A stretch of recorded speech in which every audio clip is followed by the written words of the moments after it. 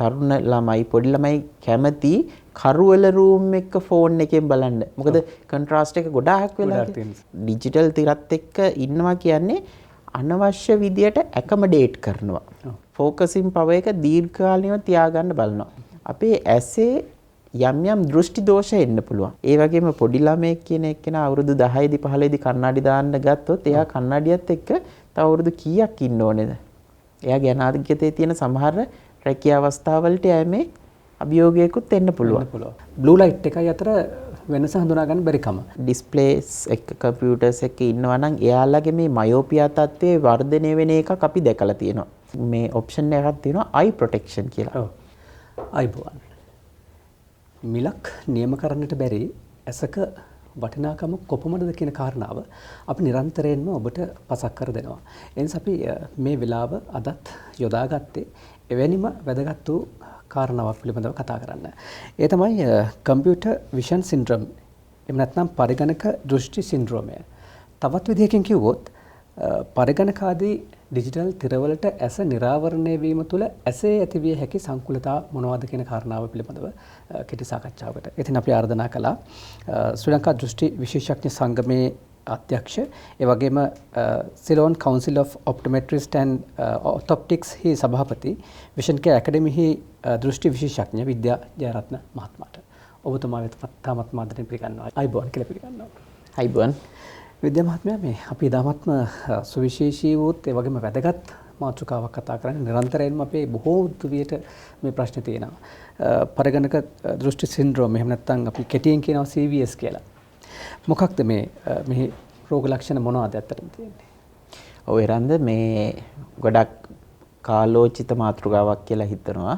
මොකද දැන් අපි හැමෝම ගත්තාම අපේ ඇහැරලා ඉන්න කාලයේදී වැඩි කාලයක් මේ කම්පියුටර් ඩිවයිසස් නැත්නම් පරිගණක උපකරණ සහ දැන් වර්තමානයේ අපේ තියෙන මේ මොබයිල් ෆෝන් එක අපි ගත කරන කාලය වැඩි වෙලා තියෙනවා. අපේ ජීවන රටාව, රැකියාව සහ විවිධ අවශ්‍යතා නිසා.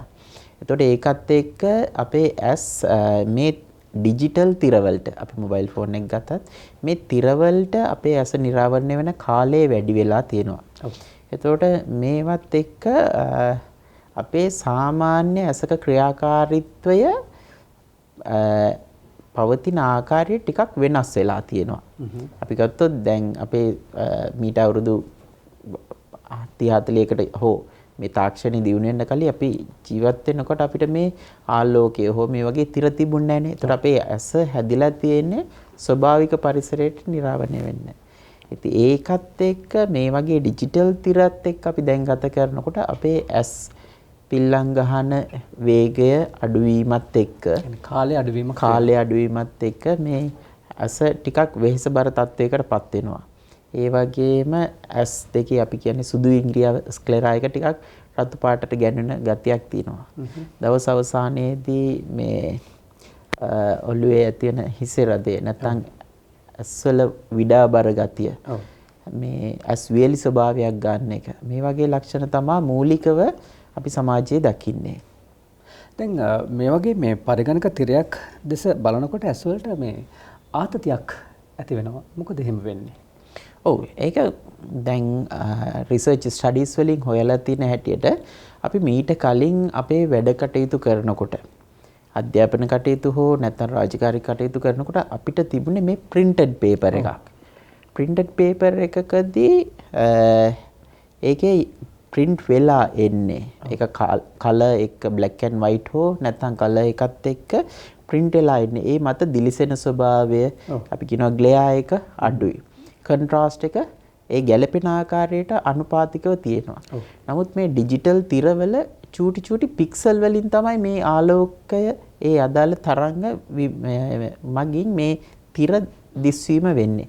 එතකොට අපේ ඇසට මේ තිරවල තියෙන බ්‍රයිට්නස් එක මේ පික්සල් ප්‍රමාණය වෙනස් වීමත් එක්ක අපිට නිතර වෙන විචල්යන් වලට ඇහැ වැඩ කරනකොට ඒකේ අපහසුතාවය දැනෙන්න පටන් ගන්නවා. ඒකනේ අපි පොතක් කියවනවට වඩා විඩා ගතියක් තේරෙන්නේ ෆෝන් එකේ පැය භාගයක් ඉන්නකොට. ඔව්. අන්න ඒක තමයි වෙසටපත් වෙනවා. වෙසටපත් වෙනවා මෙන්න මේ හේතු කාරණා නිසා. ඔව්. දැන් ඒත් එක්කම මේ දුර්වල ඉරියව් සහ තිර පිහිටීම මේ කම්පියුටර් විෂන් සින්ඩ්‍රෝම් කියන තත්වයට දායක වෙන්නේ කොයි වගේද?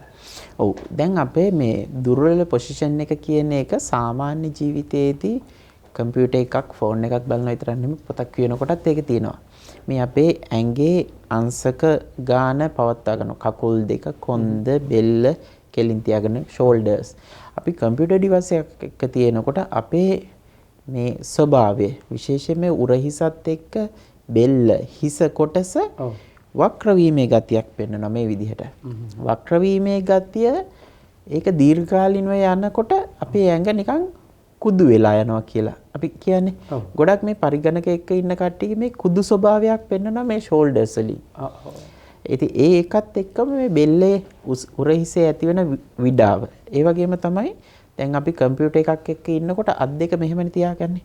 එතකොට මෙන්න මේ සංදිවල ඇතිවන අපහසුතා මේ ඇඟිලිවල ඇතිවෙන අපහසුතා ඒ වගේ මෙන්න මෙතන හයි වෙන ස්වභාවයක් ගන්නවා. ඒ මගින් මේ විවිධ අපහසුතා ටික ටික වර්ධනය වෙන්න ගන්නවා මේ කම්පියුටර් එක ඉන්න පුද්ගලයන්ගේ මේ පොසිෂන් එක කියන පොස්චර් එක අනුව. අපි කියන ඇනටොමි එක කියන්නේ. ඇනටොමි එක අනුව. දැන් කොහොමද මේ පරිගණක දෘෂ්ටි සින්ඩ්‍රෝමය වළක්වා ගන්න මේ 20 තිරය කොහොමද වැදගත්? ඔව් මේ විද්‍යාඥයින් ඉදිරිපත් කරලා තියෙනවා සංකල්පයක් 20-20-20 rule. ඒ කියන්නේ නැත්නම් 20-20-20 කියන එක. ඒක අර ස්ලෝගන් එකක් වගේ අපිට පේන්නේ. ඒක ඇට්‍රැක්ට් කරන්න පබ්ලික් එකට. ඒ කියන්නේ තප්පර 20 කාලයක් අඩි 20ක් ඈත වස්තුවක් දිහා බලාගෙන ඉන්නකොට මොකද වෙන්නේ? මේ ළඟ බලාගෙන ඉන්නවට වඩා ඈත බලනකොට ඇහැ රිලැක්ස් වෙනවා. එතකොට ඒක අපි ගොඩක් ළඟ වැඩ කටයුතු කරනකොට මේ පරිගණක තිර හෝ මොබයිල් ඩිවයිස් නැත්නම් මොනවා හරි ඒ වගේ ඩිස්ප්ලේස් එක අපේ ඇහැ වෙහෙසෙන ප්‍රමාණය වැඩි. ළඟ බලනවා කියන්නේ වෙහෙසෙනවා. එතකොට ඒක වළක්වන්න තමයි අර 20-20-20 කියන රූල් එක ඉදිරිපත් කරලා තියෙන්නේ. බොහෝ විට කුඩා දරුවන් ඔය කියන සංකල්පය තුළ ඉන්නකොට මේ ඔවුන්ගේ අර මයෝපියා තත්වයකුත් ඇතිවීමේ ප්‍රවණතාවයක් තියෙනවා. ඔව් මම බලාපොරොත්තු වුණා ඊගාව මාතෘකාවේදී ඒක ඉදිරිපත් කරන්න. ඒ වගේම තමයි මේ 20-20-20 කියන රූල් එක අපිට හරියට මේන්ටේන් කරන්න බැරි හින්දා මම ගොඩක් වෙලාවට ඉදිරිපත් කරන අදහසක් තමයි පැය භාගයකට සැරයක් විනාඩි 5ක බ්‍රේක් එකක් අරගෙන තමන් වැඩ කරන තැනින් නැගිටලා පොඩි රවුමක් ගිහිල්ලා ඉන්න. වොෂ්රූම් එකට ගිහිල්ලා ඉන්න නැත්නම් ළඟ තියෙන තැනකට ගිහිල්ලා ඒ වගේ වෙනසක් ගන්න. මොකද අපි විනාඩි 20 හරියටම මේ තප්පර 20 කාලයක් කියන එක මීටර් මේ අඩි 20ක් කියන එක අපිට හරියටම හඳුනා ගන්න අමාරුයිනේ. නමුත් පැය භාගයකට සැරයක් විනාඩියක දෙක බ්‍රේක් එකක් ගන්නවා කියන එක හෝ විනාඩි 5ක් බ්‍රේක් එකක් ගන්නවා කියන එක ලේසි. දැන් අපි කලින් කතා කරා විද්‍යා මහත්මයා මේ ඇසිපිය හෙළන වාර සංඛ්‍යාව සහ කාලපරාසය පිළිබඳව අපි චුට්ටක් වැඩිපුර කතා කරත් හොඳයි කියලා හිතනවා. මොකද අපි කතා කරන්නේ මේ අද සුවිශේෂී මාතෘකාවක්නේ. ඒ නිසා මේ ඇසිපිය හෙළන වේගය අඩු වුණාම මේ CO20 රෝග ලක්ෂණ තවත් උග්‍ර වෙනව නේද? ඔව් මේක දැන් අපි කියනවා මේ කම්පියුටර් විෂන් සින්ඩ්‍රෝම් එක කියන එක ටිකක් පරණ වචනයක්. මේක දැන් වර්තමානයේ තියෙනවා ඩිජිටල් අයි ස්ට්‍රේන් කියන එක. ඒ කියන්නේ මේ ඩිජිටල් තිර බැලීම නිසා අපේ ඇස විඩාකාරී වෙහෙසට පත් වෙන තත්ත්වය. ඒකෙදි ඇත්තටම අපේ සාමාන්‍යයෙන් විනාඩියකට 15 වතාවක් වගේ ඇස් පිල්ලම් ගැහිීමේ ස්වභාවයක් තමයි බහුතරයක් කට්ටියගේ දැකලා තියෙන්නේ. නමුත් මේ තිර එක්ක ෆෝන් එකත් එක්ක නැත්නම් කම්පියුටර් එකත් එක්ක ඒකත් එක්කම යෙදිලා වැඩ කටයුතු කරනකොට අපේ මේ ඇස් පිල්ලම් ගහන වාර ගන්න මිනිත්තුවකට 5 වතාවක් 6 වතාවක් වගේ ප්‍රමාණයකට අඩු වෙනවා. ඒ කියන්නේ ඒ අවධානය යොමු කිරීම නිසා ඒ රාජකාරිය හෝ ඒකට තියෙන ආසාව ඉන්ට්‍රස්ට් එක නිසා අපිට ඇස් පිල්ලම් ගහන එක අමතක වෙනවා. එතකොට මොකද වෙන්නේ මේ අපේ ඇස මතු පිට තියෙන කඳුළු ස්තරය වීලි ස්වභාවයකට ගන්නවා. එමගින් අපේ දීර්ඝ කාලීනව ඒ කට්ටියට මේ ඩ්‍රයි අයි සින්ඩ්‍රෝම් එක ඇති වෙන්න පුළුවන්. ඒකත් එක්ක ඇස මතු පිට ඩ්‍රයි අයි වීම නිසා ඒ කට්ටියට අපි දැන් මේ කතා කරන වෙලෙත් අපි ඇස් පිල්ලම් ගන්නවා කියලා ඒ රන්දටවත් මටවත් තේරෙන්නේ නැහැ නේ. අනිච්චානුකතව සිද්ධ වෙන දෙයක්. සිද්ධ වෙන දෙයක්. නමුත් මේකේ කම්ප්ලිකේෂන් අනුව අපිට මේ ඇස් පිල්ලම් ගහන එක පවා හිසර දෙයක් වෙන තත්ත්වයට පත් වෙන අවස්ථා තියෙනවා මේ ඩ්‍රයි අයි ඇතිවීමත් එක්ක. ඔව්. දැන් මේ පරිගණක විෂන් සින්ඩ්‍රෝම් කියන තත්ත්වය සඳහා උපකාරී වෙනවද පරිගණක සැකසුම් සැකසීම? අනිවාර්යයෙන්ම. දැන් මේකෙදි මේ තිර වල තියෙන විවිධ අංගෝපාංග අපි ඇඩ්ජස්ට් කරගත්තොත් අවශ්‍ය ආකාරයට සුදුසු ආකාරයට අපිට తాවකාලික සහනයක් ලැබෙනවා. ඒ කියන්නේ මොකද අපේ රැකියාව හෝ ඒ කාර්ය කරන්න මේ ඩිවයිසස් ඕනේනේ. එතකොට ඒ අපහසුතාවය තියෙනවා. නමුත් ඒක తాවකාලිකව අඩු කරගන්න හෝ පාලනයක් කරගන්න පුළුවන්. උදාහරණයකට අපි වැඩ කරන කාමරයේ තියෙන ආලෝක ප්‍රමාණයට වඩා ටිකක් වැඩිපුර වෙන්න අපේ තිරවල ආලෝක ප්‍රමාණය පවත්වා ගැනීම. ඒ වගේම ඒක පතිත වෙන මේ ආනතිය පිහිටන ආනතිය. මොකද සිවිලිමේ හෝ පැත්තකින් තියෙන ආලෝක කිරණ මේ තිරේ මත වැදිලා ඇහැට එන විදිහට ආනති වෙලා තිබුණොත් අපිට තවත් විඩාකාරී තත්ත්වයක් වෙනවා. වෙහෙසකාරී තත්ත්වයක් වෙනවා. එතකොට මේ ආනතිය පවත්වා ගැනීම තවත් විශේෂ කාර්යයක්. ඒ වගේම තමයි මේකේ තියෙන බ්‍රයිට්නස් එක මම කිව්වා. ඒ වගේම ඩිජිටල් තිරවල දැන් අපේ පරණ තිරවල තියෙන මේ පික්සල් ප්‍රමාණයට වඩා අලුත් වෙන තිරවල පික්සල් ප්‍රමාණය ඉතාමත් සංවේදී විදිහට පිහිටලා තියෙනවා. ඉතින් අලුත් තිර මගින් මේ தත්ත්වය යම් අවම කර ගැනීමේ හැකියාවනුත් තියෙනවා මේ අපහසුතාව తాවකාලිකව අවම කරන්න. ඒ වගේම තමයි තිරේට වගේම දැන් ඒ සහනයන් ලබා ගන්න ඇස් කණ්ණාඩි වර්ග වෙළඳපොලේ තියෙනවා. ඒක පළපුරුදු දෘෂ්ටි විශේෂඥයෙක්ගෙන් හෝ අක්ෂශල්‍ය වෛද්‍යවරයෙක්ගේ අනුමැතියෙන් ඒ වගේ සුදුසු කාච ඒ කාචවල තියෙන රිෆ්ලෙක්ෂන් එක අවම කරන්න ඒ වගේම මේ තිර වලින් නිකුත් කරන ආලෝක කිරණ පාලනය කරන්න. ඒ කියන්නේ අර බ්ලූ ලයිට්ස් කියන එක. බ්ලූ ලයිට් බ්ලූ ලයිට් වලත් අනවශ්‍ය බ්ලූ ලයිට් එකක් තමයි මේකේ අඩංගු වෙන්නේ. ඉතින් ඒ අනවශ්‍ය බ්ලූ ලයිට් ෆිල්ටර් කරන්න බ්ලූ ලයිට් කට් කරන එකට වඩා බ්ලූ ලයිට් ෆිල්ටර් කරන එක සිද්ධ වෙන විදිහේ කාච වර්ග සහ ඒ කෝටින් වර්ග එකතු වෙලා තියෙන ප්‍රොඩක්ට්ස් තියෙනවා. ඉතින් ඒක සුදුසු ආකාරයකට විමසලා ඒ ගැළපෙන දෙයක් පාවිච්චිට ගන්න එක තමාගේ වෘත්තියට බාධාවක් නොවන විදිහට පාවිච්චි කරන එක තමයි මේ වගේ තත්ත්වයන් පාලනය කර ගැනීමට උදව් වෙන්නේ.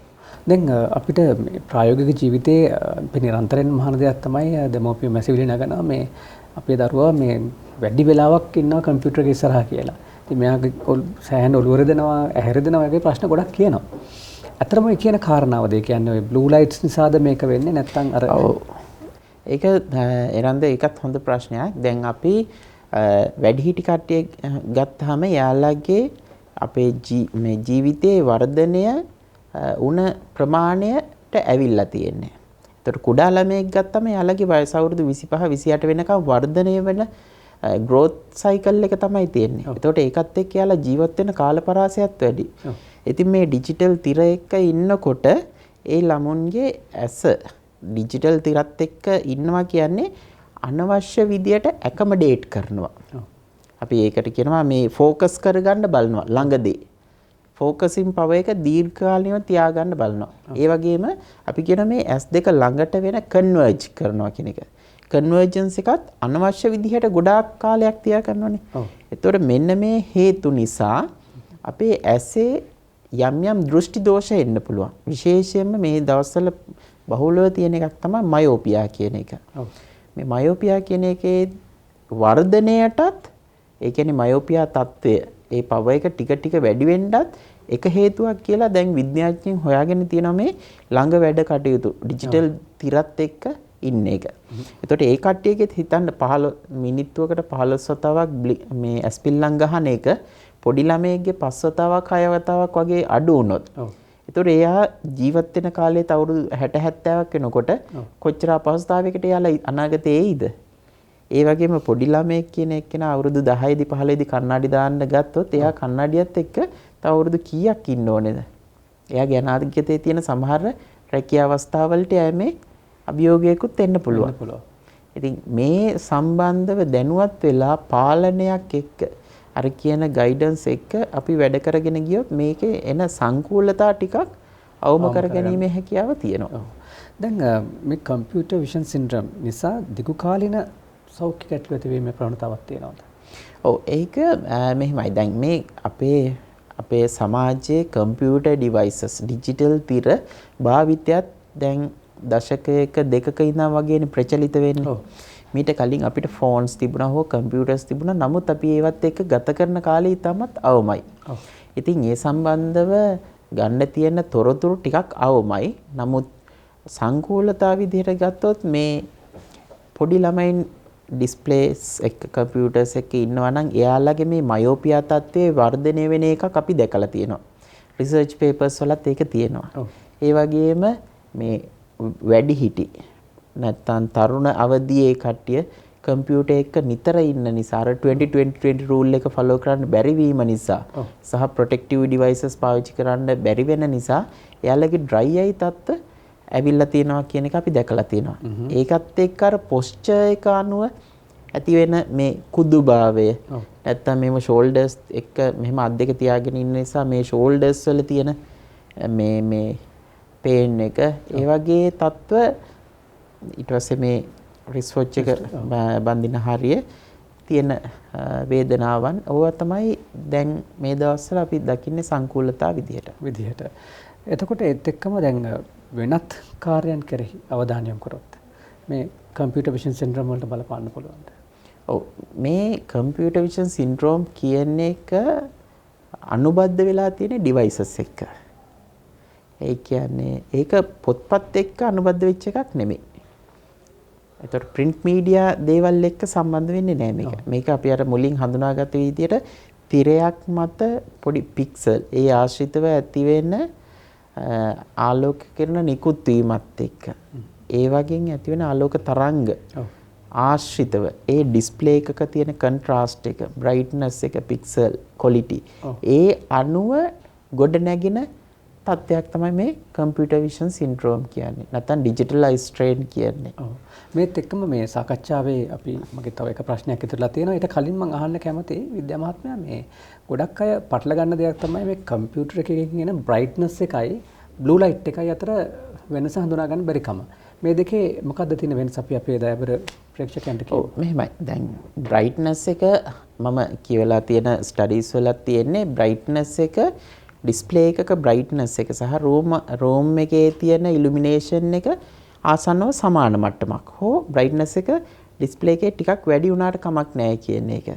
නමුත් තාම රිසර්ච් පේපර්ස් වලින් මෙච්චර percentage එකක් වැඩි වෙන්න ඕනේ හෝ එහෙම කියන එකක් පැහැදිලිව දක්වලා නැහැ. නමුත් ඒකෙදී අපේ තරුණ ළමයි පොඩි ළමයි කැමති කරුවල රූම් එක ෆෝන් එකෙන් බලන්න. මොකද කොන්ට්‍රාස්ට් එක ගොඩාක් වෙලා තියෙනවා. හැබැයි ඒක හොඳ නැහැ. මොකද අපේ ඇහි තියෙන සමහර ෆිසියොලොජිකල් ෆන්ක්ෂන් ඒ ක්‍රියාකාරීත්වයන් වෙහෙස භාවයකට පත් කරනවා වැඩියෙන් ඒ අඳුරු ආලෝකයේ තියෙන තැන්වල මේ වගේ බ්‍රයිට්නස් එකක් තියාගන්නවා. ඒකම ඔපොසිට් එක වෙනවා. අපි ගොඩාක් රූම් එක නැත්තම් එළියේ මේ බ්‍රයිට්නස් එක ආලෝකයේ වැඩි තැනක මේ ඩිස්ප්ලේ එක ඩිම් කරලා බොහොම අමාරුවෙන් මෙහෙම S2 කුඩා කරලා මෙහෙම අත තියලා කවර් කරගෙන බලන එක. එතකොටත් අපේ ඇහැ අනවශ්‍ය විදියට වෙහෙසීමකට ලක් වෙනවා. එතකොට අනිත් දේ තමයි දැන් අලුතෙන් ඩිවයිසස් එනවා මේ ඩිවයිස් වල මේ ඔප්ෂන් එකක් තියෙනවා eye protection කියලා. ඒ eye protection කියන්නේ මේ තිර මගින් නිකුත් කරන ඒ harmful blue range එකට අදාළ කොටස අඩු කරන්න, control කරන්න. අපේ sleeping cycle එක, නිදන cycle එක ඒකට විශේෂයෙන්ම අවශ්‍ය වෙන හෝමෝන උත්තේජන අපේ මේ අනවශ්‍ය විදිහට මේ ඩිවයිසස් එක්ක ඉන්න නිසා මොකද වෙන්නේ? ඒ සයිකල් එක එහෙමත් ඩිස්ටර්බ් වෙන්න පුළුවන්. රැයට දැන් අපිට නිින්ද යන්නේ නැහැ කියලා අපි ෆෝන් එක ඔබන්න. ඒකෙන් වෙන්නේ තවත් නිින්ද එන එක බාධා කරන එක. අනිවාර්යයෙන්. එතකොට අපි හොඳ නෑ නිින්දට යන්න කලින් රිසර්ච් ස්ටඩීස් වල කියන්නේ නිින්දට යන්න කලින් පැයක් හෝ දෙකකට කලින් ෆෝන් එක පොඩ්ඩක් පැත්තකට කරලා ටීවී එකත් එක පැත්තකට කරලා රිලැක්ස් වෙන්නලා නිදා ගන්න කියන එක. මොකද අපේ ස්ලීපින් සයිකල් එක. ඒකෙදි ස්වභාවික අපිට නිින්ද යන එක ඊට පස්සේ ස්වභාවික උදේ වෙනකොට ඇහැරෙන එක ඒක ක්‍රියාත්මක වෙන අපේ හෝමෝන් තිනවා. ඒකට බාධාවක් වෙනවා මේ වගේ කෘත්‍රිම වූ ඩිවයිසස් සහ මේ පුරුදු වලින්. හොඳම දේ තමයි ස්වභාව සෞන්දර්යයත් එක්ක ජීවත් වීම. ජීවත් වෙන එක. මම අවසාන වශයෙන් අහන්න කැමතියි මේ පරගණක දෘෂ්ටි සින්ඩ්‍රෝමය සඳහා අපි වෛද්‍ය උපකාර ලබා ගන්නවා නම් ඒ කවදාද අපි එහෙම ලබා ගන්න ඕනේ? හොඳම කාරණේ තමයි මේ තිර එක්ක වැඩ කරනවා නම් ඉස්සෙල්ලාම අපි පුරුද්දක් විදිහට තියාගන්න ඕනේ වාර්ෂික අක්ෂි පරීක්ෂාවක් කියන එක. මොකද සමහර රෝග සමහර අපස්ථා තියෙනවා ලක්ෂණ නැතුව එන්න පුළුවන්. සමහර ඒවා තියෙනවා ලක්ෂණ එක්ක එන්න පුළුවන්. මොකද ලක්ෂණ එක්ක එනකොට සමහර දෘෂ්ටි දෝෂ හෝ වෙනත් ඒවා තියෙනවා අපිට නිවැරදි කිරීමේ පහසුව අඩු අවස්ථා. මූලික අවධිය හඳුනා ගැනීමෙන් ඒ නිවැරදි කරන්නත් පුළුවන්. ඒ වගේම විවිධ දෘෂ්ටි උපකරණ කණ්ණාඩි වලින් contact lens වලින් ඒ පෙනීම නිවැරදි කරගන්නත් පුළුවන්. ඒ වගේම ඒ තිර එක්ක වැඩ කරනකොට ඒ తాවකාලික පහසුවක් ගන්නත් පුළුවන් විවිධ කාච ඒකට දාන කෝටින් වලින්. ඒ වගේම මූලික පරීක්ෂාවකදී දැන් දෘෂ්ටි විශේෂඥයෙක්ගෙන් හෝ අක්ෂි ශල්‍ය වෛද්‍යවරයෙකුගෙන් මේ රෝග ලක්ෂණයක් තියෙනවා කියලා Tamanට දැනුනොත් ඒ දැනුණ මොහොතේ ගිහිල්ලා උපදේශනයක් ලබා ගන්න එක තමයි වඩාත් සුදුසු. ඒ උපදේශනයේදී හඳුනා ගන්න පුළුවන්. එතනදී කරන මේ ඇසෙස්මන්ට් එකෙන් හඳුනා ගන්න පුළුවන් මේ දෝෂයට අදාළව මේ පරිගණක විෂන් සින්ඩ්‍රෝම් කියන එකට අදාළව මේ මොන හරි ගැටලුකාරී තත්ත්වයන් තියෙනවද නැද්ද? නැත්නම් මේක කෙටි කාලීන తాවකාලික තත්ත්වයක්ද? නැත්නම් මේක මේ ඩිවයිසස් එක්ක ආපු එකක්ද කියලා. ඒ මගින් අපිට උපදේශනයක් ගන්න පුළුවන් අපි කොහොමද අපේ ජීවන රටාව වැඩ කරන තැන ඒ වගේම මේ ඔප්ටිකල් ඩිවයිස් එකක් ඕන නම් ලෙන්ස් එක කෝටින් එකක් ඕන නම් කොයි විදිහටද ඒක සුදුසු විදිහට අපි පාවිච්චියට ගන්නෙ. ඒ සියලුම දේවල් ලබා ගන්න පුළුවන්. එහෙම නැත්නම් අපි අර අවුරුද්දකට සැරයක් පුරුද්ද තියාගත්තොත් එන මූලික අවස්ථාවෙම හඳුනාගත්තොත් අපිට නිවැරදි කරගන්න හරිම පහසුයි. සංකීර්ණ අවස්ථාවක් වෙනකන් ඉන්න ඕනේ නෑ ඒකට. අර පොරවෙන් කපා ගන්න තියාගත්තේ නැත්නම් හරි. හරියට හරි. ඉතින් හිතාමත්ම සුවිශේෂී මාතෘකාවක් ලෝකයේ වැඩි ප්‍රමාණයක් කම්පියුටර්ස් එක්ක හෑන්ඩ්ෆෝන්ස් එක්ක වැඩ කරන කාලෙක මම හිතනවා අපේ මේ සාකච්ඡාව හිතාමත්ම ඵලදායී සාකච්ඡාවක් වෙන්නට ඇති ඔබේ දුවා දරුවන්ට සහ ඔබටත්.